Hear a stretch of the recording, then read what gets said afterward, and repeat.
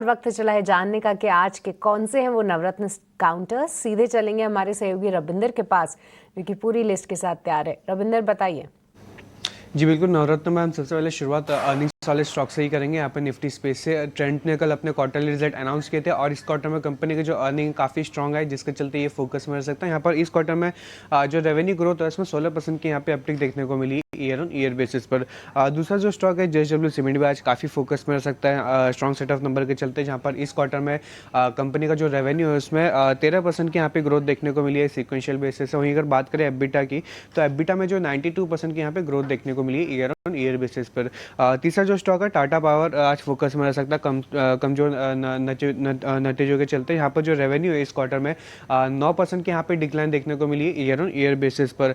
और pre market में stocks में जो है 2 से 2.5% के आसपास की यहाँ पे गिरावट देखने को मिल रही है। स्ट्राइड्स फार्मा फोकस में रह सकता है, जहाँ पर कंपनी को US FDA से जो है EIR मिला है उसके एक US फैसिलिटी के लिए, जिसके चलते ये भी फोकस में रह सकता है। मैरिको फोकस में रह सकता है आज एक्विजिशन के चलते, जहाँ पर मैरिको जो है 60% का स्टेक एक्वायर करने वाला है कॉस्मिक्स में, और इस कॉस्ट का जो एक्विजिशन होगा, इस एक्विजिशन का जो कॉस्ट होगा वो 226 करोड़ का होगा। मिश्रा धातु भी फोकस में रह सकता है ऑर्डर विन के चलते, जहाँ पर कंपनी को नया ऑर्डर मिला है और नए ऑर्डर का जो कॉस्ट है 158 करोड़ का है, और इसी के साथ साथ टोटल ओपन ऑर्डर पोजीशन जो है 2590 करोड़ पर आ जाता है, तो जिसके चलते ये भी फोकस में रह सकता है। स्वर्ण डिफेंस की बात करें तो यहाँ पे स्वर्ण डिफेंस भी आज फोकस में रह सकता है ऑर्डर विन के चलते। यहाँ पर स्वर्ण डिफेंस को ओमान गवर्नमेंट से prestigious defence export order company ने सिक्योर किया है, जिसके चलते ये भी फोकस में रह सकता है।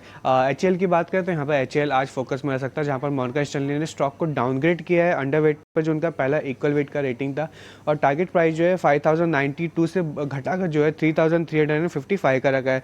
सो इसके चलते ये भी फोकस में रह सकता है। और प्री मार्केट में स्टॉक्स में 2% के आसपास की यहाँ पे गिरावट देखने को मिल रही है। आखिर में बात करेंगे यहाँ पर आज डेवियानी इंटरनेशनल फोकस में रह सकता है, जहाँ पर इलारा ने स्टॉक को अपडेट किया बाई पर जो उनका पहला एक्यूमुलेट रेटिंग था, और टारगेट प्राइस जो 165 का रखा है, जो उनका अर्लियर टारगेट प्राइस था 185 का। सो जिसके चलते ये भी फोकस में रह सकता है।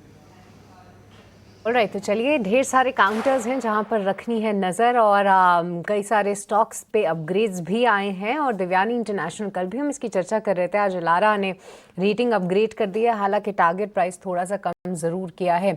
बट एक और काउंटर है नतीजों के दम पे, उस पर भी क्विकली एक बार राय ले लेते हैं, वो है कमिंस इंडिया।